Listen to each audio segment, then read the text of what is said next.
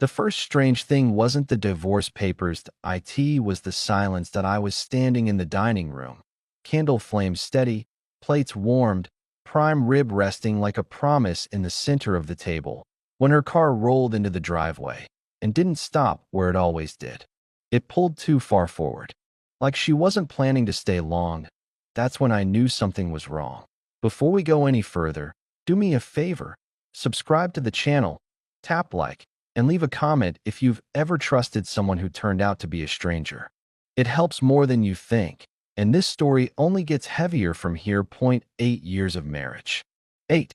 And I'd planned this anniversary dinner like a fool with hope. Candles. Her favorite wine. I even left work early, lied to my boss about a headache just to make sure everything was perfect. I wanted one calm night, one reminder of who we used to be. Then I heard not one door slam. Not two, but three. I didn't move. I just listened. The front door opened, and Laura walked in first, my wife, heels clicking like punctuation marks. No smile, no pause, no glance at the table I'd set with ridiculous care. Behind her came a man I'd never seen before. Tall, tailored suit, the kind of confidence you rent, not earn. He smiled like he already owned the place. And then came a third person, a woman in her late 50s, sharp haircut, steel posture, leather briefcase held tight like a weapon. "We need to talk," Laura said in oh hello, no explanation. Just those 4 words, delivered like I was a bad employee about to be escorted out. The man, later I'd learn his name was Jason, leaned against the doorframe, arms crossed, eyes roaming my house like he was mentally redecorating. The woman stepped forward. "I'm Margaret Hale, attorney for your wife." That was when the air shifted. I looked at Laura. She wouldn't meet my eyes. Not once. She stared at the wall behind me like she'd practiced this moment in her head 100 times and didn't want to mess it up now. "What's this about?" I asked at him. My voice didn't shake. That surprised me. Margaret opened her briefcase and pulled out a neat stack of papers, clipped, aligned, clinical. "Dissolution of marriage," she said. "Your wife is filing for divorce."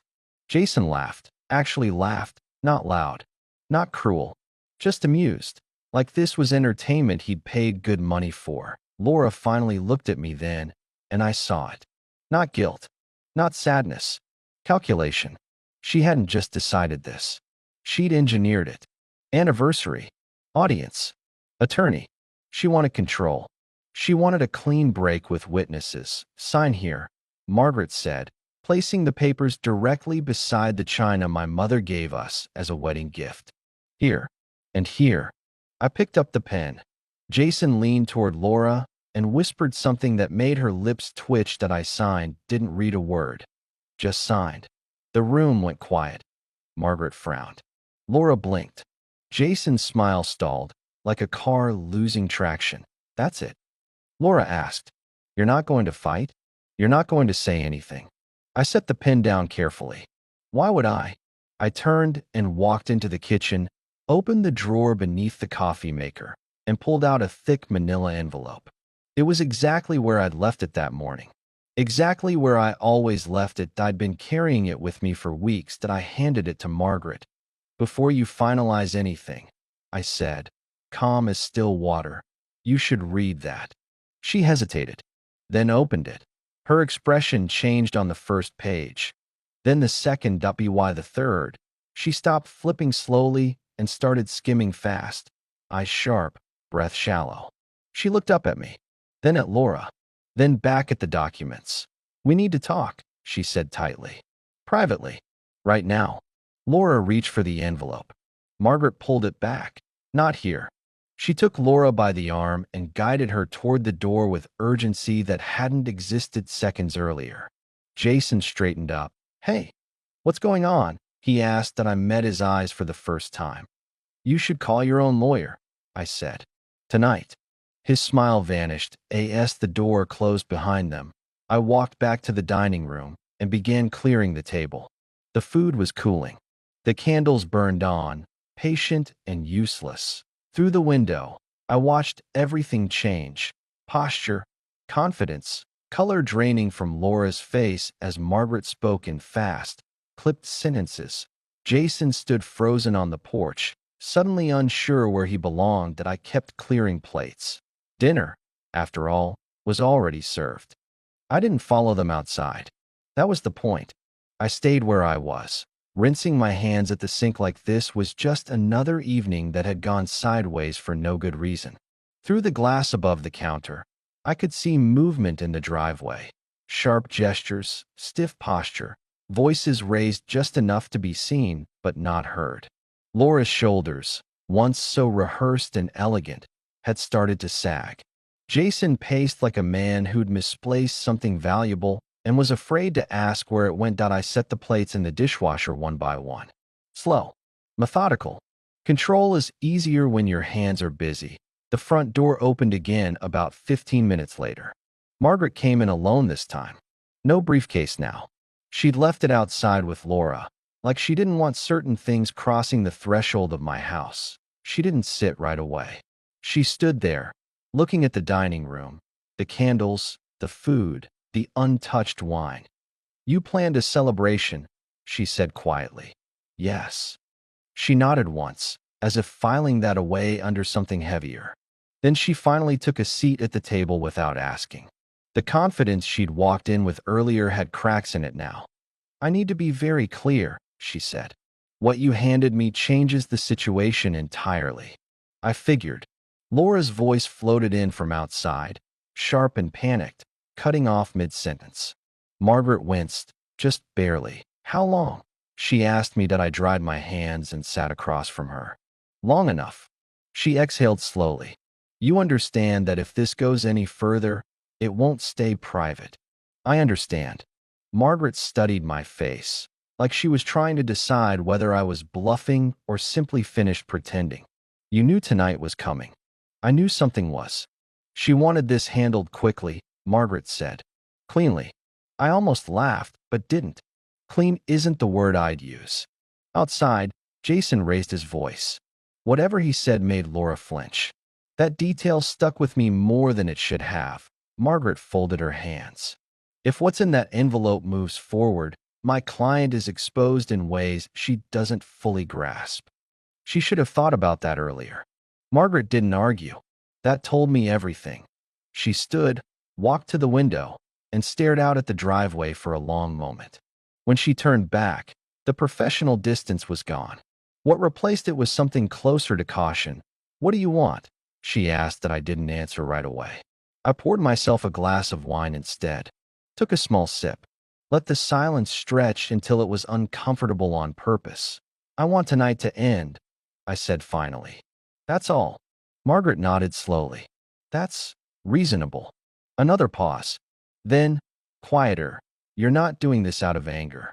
"No," I said. "I already did that part." Laura knocked on the door then. Not hard. Not soft. Uncertain. I didn't move. Margaret went to open it, stepping outside just long enough to speak in a low voice I couldn't hear. When she came back in, she looked older somehow. Like the weight had shifted from her client to her shoulders. "She wants to come inside," Margaret said. No, Margaret accepted that without protest. "She's upset." I noticed. Jason's car door slammed. An engine started. Tires crunched on gravel. Margaret glanced back toward the sound, then returned her attention to me. "He's leaving," she said. "That's probably wise." Margaret hesitated. "You should know." She didn't expect this. She expected resistance. Emotion. I leaned back in my chair. That was her mistake. Outside, Laura's voice broke. I heard my name, strained and desperate. It didn't pull at me the way it used to. That scared me more than anything else. Margaret gathered herself. "I need time," she said, "to speak with my client, to review everything properly." "You have it." She picked up her coat, paused, then met my eyes. "For what it's worth, you handled this with restraint." "That wasn't for her," I said. Margaret nodded, understanding exactly what I meant. When she left, the house went quiet again. Real quiet this time. I stood alone in the dining room. Candles burned low, food cold beyond saving. I sat down anyway, lifted my fork, and ate. Not because I was hungry, because I wasn't finished. I slept for exactly 3 hours that night, and every one of them felt borrowed. Not restless, not peaceful, just shallow, like my mind refused to sink too deep in case something else tried to surface. When morning came, it didn't feel like a new day. It felt like the aftermath of something loud that no one else had heard. That I showered, shaved, dressed the same way I always did. Muscle memory is useful when your thoughts won't cooperate. The house felt different in daylight. Not emptier, cleaner. As if something heavy had been dragged out while I wasn't looking. At work, people noticed. They always do when the noise inside you finally stops. You look lighter, my coworker Mark said, rolling his chair closer to my desk. Like you dropped a weight. Must have slept well, I said. That was a lie, but an easy one. Around mid-morning, my phone started buzzing. Laura's name lit up the screen. I let it ring. Again and again. By the fourth call, I silenced it. By the fifth, I blocked the number. Then the messages started coming in from unfamiliar numbers. Short ones, emotional ones, carefully worded ones pretending to be neutral. Friends, or people who thought they were being helpful. I blocked them all without reading past the first line. Mark watched me for a moment. Everything okay? I hesitated. He'd stood beside me at my wedding. He'd helped me move couches and drink cheap beer when things were good. He deserved more than deflection. My wife served me divorce papers last night, I said. His eyebrows shot up. On a Tuesday? On our anniversary. He stared. That's brutal. I signed them. You what? She wanted a divorce, I said. She got one. Mark leaned back slowly. That's the calmest thing I've ever heard. That made me angry. I went back to my screen. It's handled. My phone stayed quiet for exactly 20 minutes. Then Diane, my mother-in-law, called. That I stared at the name longer than I should have before answering. What did you do? She demanded, skipping any form of greeting. Laura called me in tears. She says you threatened her. I didn't threaten anyone, I said evenly. I presented facts. She made choices. She said you forced her to sign, Diane. I interrupted, calm but firm. Your daughter was having an affair. She was moving money without my knowledge. I have records, messages, documentation. Silence. I could have escalated this, I continued. I didn't. That's not a threat.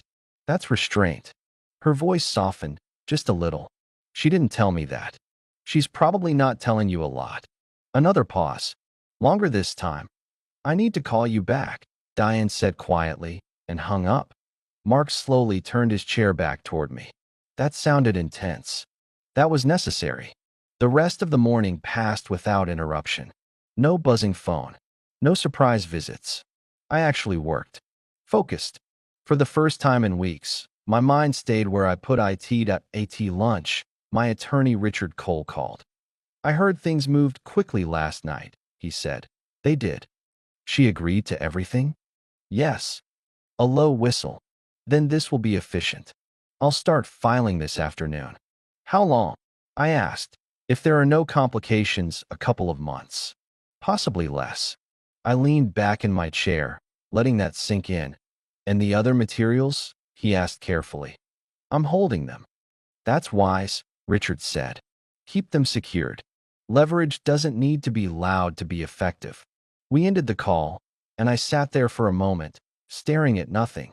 That afternoon, Laura showed up at the house. I saw her through the door camera, standing on the porch like she'd forgotten how knocking worked. When I opened the door, I didn't step aside. You have 30 days? I said before she could speak. After that, anything left becomes mine. Please, she said. Just let me explain. Explain what? She opened her mouth. Closed it. Tried again. I made mistakes. Forgetting an anniversary is a mistake, I said. What you did took planning. Her eyes filled. Not the raw kind, but the familiar ones. The ones that used to work. They didn't now. I never meant to hurt you, she said. You meant to leave, I replied. The rest didn't matter. She stood there, searching my face for something that wasn't there anymore. I'm still me, she said quietly. No, I answered. You're just who I finally see. I closed the door gently, not to be cruel, but because there was nothing left to say. That night, I sat alone at my kitchen table, lights low, house silent. No calls, no messages, no noise. For the first time in months, the quiet didn't feel like waiting. It felt like mine. The house changed slowly after that, not all at once. At first, it was just the absence of sound, the way mornings stretched without commentary, without criticism disguised as concern, without someone sighing behind me while I read the news. Then it became visual. Her things started disappearing in uneven waves. A lamp here, shoes there, drawers left half empty like unfinished sentences. She came when I wasn't home. I'd arranged it that way. Friends reached out. Some carefully, some clumsily. A few didn't reach out at all, and I noticed. That was fine. I wasn't collecting loyalty. I was collecting peace. One evening, my phone buzzed with a message from Mark. Beer tonight. Same place that I didn't hesitate. Yeah, the bar smelled like old wood and familiarity. The kind of place where nothing dramatic ever happens, which was exactly why we liked it. We sat in the back booth, ordered without looking at the menu. How are you really? Mark asked after the first sip. That I considered the question. Not the way people usually do, searching for the least awkward answer. I actually considered it. Clear, I said. Not happy, not miserable, just clear. He nodded. That's better than most people get. We drank in silence for a bit. Comfortable. Earned. You ever think about how quiet can be loud? He asked. All the time. At work, things shifted. My focus sharpened. The constant background noise in my head, the wondering, the guessing, the waiting, was gone. My boss noticed. So did his boss. I didn't chase praise, but it found me anyway. 2 weeks later, Mark stopped by my desk again. You hear about Hawthorne Group? I looked up. What about them? They let 2 people go. Security walked them out. I felt something tighten briefly, then pass. Companies do that. Yeah, he said slowly. But this one was sudden. I didn't ask questions. I didn't need to. That night, Laura was waiting on the porch when I got home. Sitting this time. Smaller somehow. I lost my job, she said as I approached. I unlocked the door, but didn't invite her in. I'm sorry to hear that. She followed me inside anyway, like muscle memory still gave her access. I didn't stop her. I just didn't make room. I don't know what to do, she said, sinking onto the couch. Everything fell apart. I set my keys down. Things fall apart when they're built on the wrong foundation. She looked up at me, eyes red. You could help me. I shook my head once. No, her breath hitched. I gave you 8 years. And I gave you trust, I said. We're both out of things to give. She stared at the floor. I'm scared. I know. That surprised her. But fear doesn't undo choices. I added. She left shortly after. No shouting. No accusations. Just quiet footsteps and a door closing for what felt like the last time. A few days later, her father came by with her to collect the final boxes. He did most of the talking. She avoided my eyes. When the car was loaded, he stayed behind. You didn't deserve this, he said. I won't pretend otherwise. Thank you. He hesitated. You showed restraint. I chose an ending I could live with. He nodded and left. That night, I walked through the house room by room. Empty corners. Clean shelves. In the bedroom closet, I found a framed photo from our wedding tucked behind a box that I didn't study it. I didn't reminisce. I threw it away. Weeks later, the paperwork finalized. A phone call. A confirmation. A clean in. I sat at the kitchen table afterward, coffee cooling in my mug, sunlight cutting across the counter, and felt something unfamiliar settle in. Not victory, relief. I booked a trip I'd postponed for years. Joined a softball league I'd always said I was too busy for. Said yes more. Explained less. One afternoon, months later, I ran into Laura at a big box store. She stood in line counting change, hair pulled back, clothes plain. When she saw me, she froze. I nodded once and kept walking. In the parking lot, she called out. I understand now. she said quietly that I stopped, but didn't turn around. Understanding usually comes late. I lost everything, she said. No, I replied. You lost what you built on something false. She didn't follow me further. That night, sitting on my back porch as the sun dropped low, I realized something important, that I wasn't waiting anymore, and I wasn't looking back. A year passes faster than you expect when you stop measuring time by disappointment. Life didn't explode into happiness the way movies promise. It reorganized itself instead. Quiet mornings became routine. Evenings filled with things I used to postpone. Walking trails near my house. Cooking meals that didn't require negotiation. Reading without someone asking why I was still stuck on that chapter. Freedom, I learned, is rarely loud. Mark kept me social. Softball on Thursdays. Trivia nights when work ran late. I didn't talk about the divorce unless someone asked directly, and even then, I kept it short. The story had already taken enough oxygen from my life. Work rewarded the focus. A promotion came without drama. A raise followed. My savings recovered faster than expected. Stability returned not as relief, but as normalcy, and that mattered more. One evening, nearly a year to the day after everything collapsed, I met Mark and two old friends, Claire and Evan, at a steakhouse downtown. Familiar faces, no history attached to pain. Laughter came easier than I remembered. You look different, Claire said midway through dinner. In a good way. I feel different, I replied. That's new. Halfway through the meal, I noticed her, Laura. She was working. Black uniform, hair tied back, moving between tables with efficient focus. No makeup polished for effect. Just function. She hadn't seen me yet. Do you want to leave? Mark asked quietly. No, I said. She's doing her job. I'm eating dinner. Eventually, she looked up. Our eyes met for a second. Nothing dramatic. No shock. Just recognition. She nodded once, professional, and kept moving. When we finished, she was at the host's stand. I stopped briefly, not out of obligation, out of closure. You doing okay? I asked. She hesitated, then nodded. Getting there. I moved into my own place last month. Small, but it's mine. That's good. She smiled faintly. I heard you got promoted. I did. An awkward pause. Then she said, I'm seeing someone. A therapist. Trying to understand why I made the choices I did. That matters, I said. And I meant it. I don't expect forgiveness, she added quickly. I just wanted you to know I'm trying to be better. I looked at her, not with anger, not with longing, but with distance earned the hard way.